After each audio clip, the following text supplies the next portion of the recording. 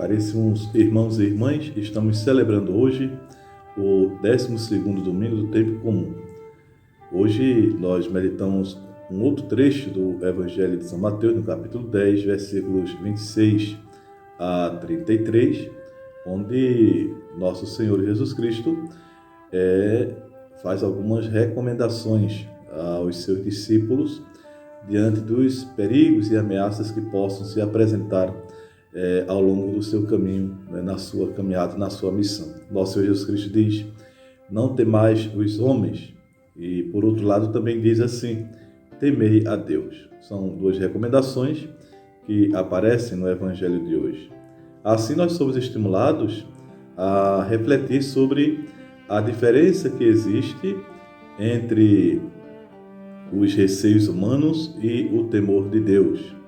O receio é uma dimensão que existe exatamente na nossa vida, uma dimensão natural, e desde pequenos nós experimentamos essas realidades, essas formas de receio que se revelam depois imaginários e desaparecem sucessivamente.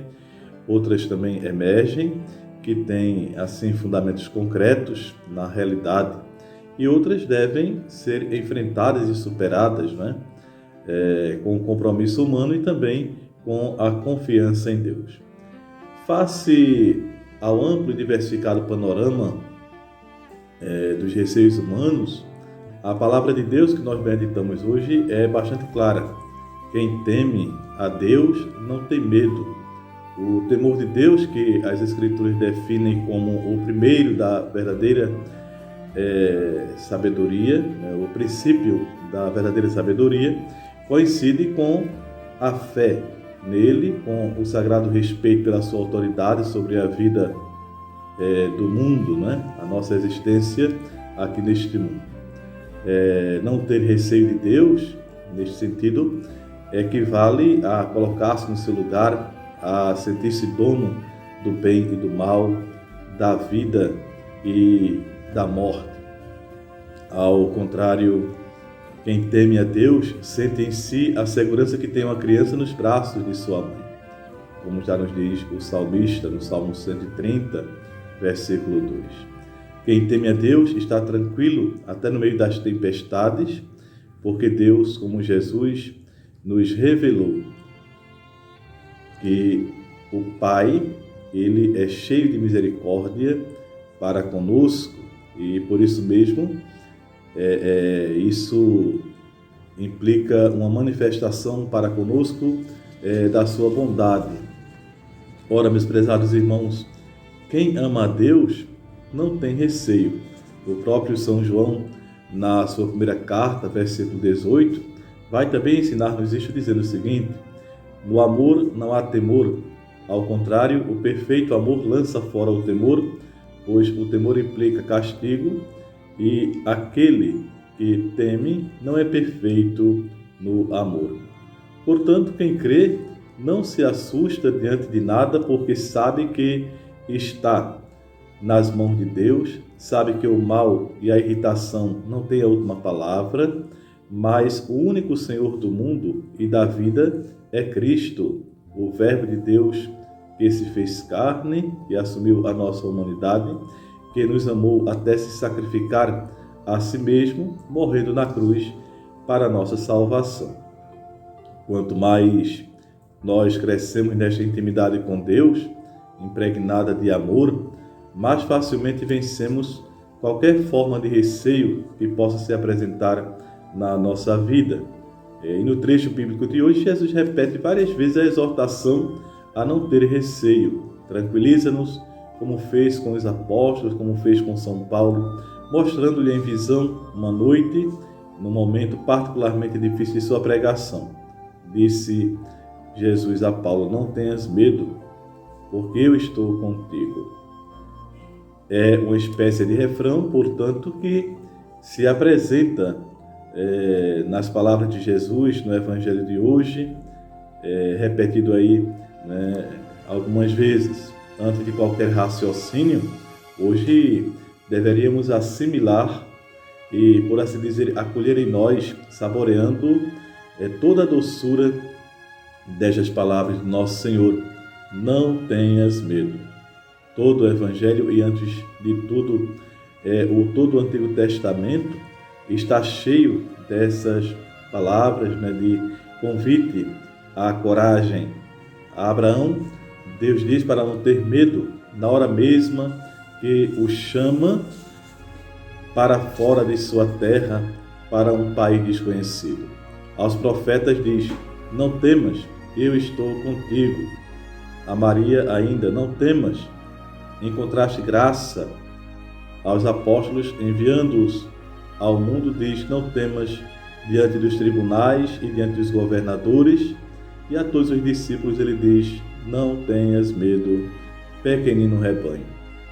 Jesus, com essas palavras, portanto, oferece-nos as motivações, os verdadeiros remédios para que nós possamos então vencer os nossos medos. Não temais, diz, àqueles que matam o corpo, mas não podem matar a alma. Não temais, pois, vós valeis mais do que os pássaros. No entanto, nenhum cai por terra sem a vontade do vosso Pai. Ora, este remédio que Jesus coloca para nós, que é a confiança em Deus de forma inabalável, é exatamente essa revelação da paternidade de Deus e também a revelação de uma vida para além da morte, que asseguram, portanto, a cada um de nós este convite de Jesus. Todo medo é, portanto, nessa perspectiva do Evangelho de hoje, nas palavras de nosso Senhor Jesus Cristo, redimensionado exatamente no momento em que Jesus traça e revela um plano de vida humana, o plano mais verdadeiro e mais pessoal, em que nada o pode prejudicar, nem quem o mata. Vós podeis nos matar, mas não podeis nos prejudicar, exclamava, dirigindo-se aos perseguidores, o mártir São Justino, nos primeiros dias da Igreja. Por outro lado, o que é que se pode temer dos homens? Eles poderão rir-se, poderão perseguir, privar dos bens terrenos, meter na própria prisão e até causar a morte, como aconteceu aos mártires ao longo da história da Igreja e continua acontecendo em nossos dias. Mas esse não é o pior mal. Jesus, com efeito, diz: não tenhas medo dos que matam o corpo, mas não podem matar a alma. Pelo contrário, temei aquele que pode destruir a alma e o corpo no inferno. O crente, em certas circunstâncias, pode encontrar-se perante uma alternativa extrema, ou renegar da fé por medo aos homens e perder assim a sua alma, ou, para não se separar de Cristo, ter que enfrentar graves danos, ou até mesmo a própria morte, garantindo assim a vida eterna. O martírio, que para nós cristãos é o ato supremo de amor a Deus, é um dever para todo cristão, quando o fugir dele signifique renegar da fé. A raiz maligna de cada medo humano tem um nome preciso: é a morte, fruto do pecado. E Jesus já a venceu, expiando o pecado, todo o pecado do mundo. Venceu a morte, passando pela morte e esvaziando-se de todo o veneno. A morte e a ressurreição de Cristo são penhor de nossa vitória, são fonte de nossa esperança e de nossa coragem. Vai dizer São Paulo, escrevendo aos Romanos: se Deus é por nós, quem será contra nós? Quem nos separará do amor de Cristo?